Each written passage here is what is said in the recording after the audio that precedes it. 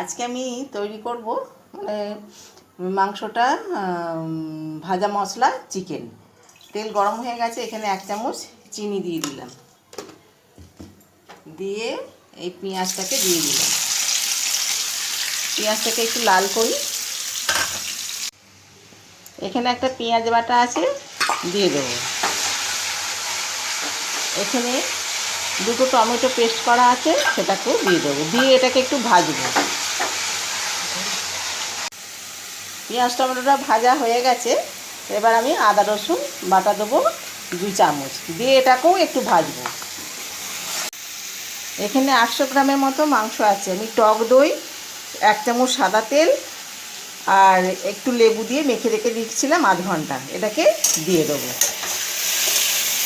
দিয়ে এটাকে আমি এখন কষবো। একটু নুন দিয়ে দিই। নুন দিয়ে এটাকে আমি এখন 5-6 মিনিট কষবো।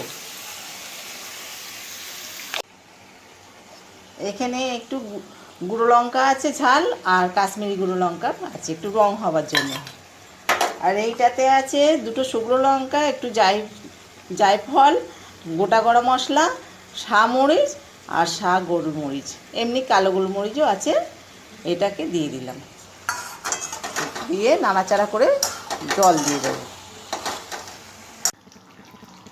তো এটা হচ্ছে চিকেনের নাম ভাজা মশলায় চিকেন। এই যে তেল ছেড়ে এসছে, খুব সুন্দর রঙও হয়েছে। এরপরে দিয়ে দেবো 2-4টে কাঁচা লঙ্কা, আর এর হাতে একটু গুঁড়িয়ে দিয়ে দেবো কসুরি মেথি,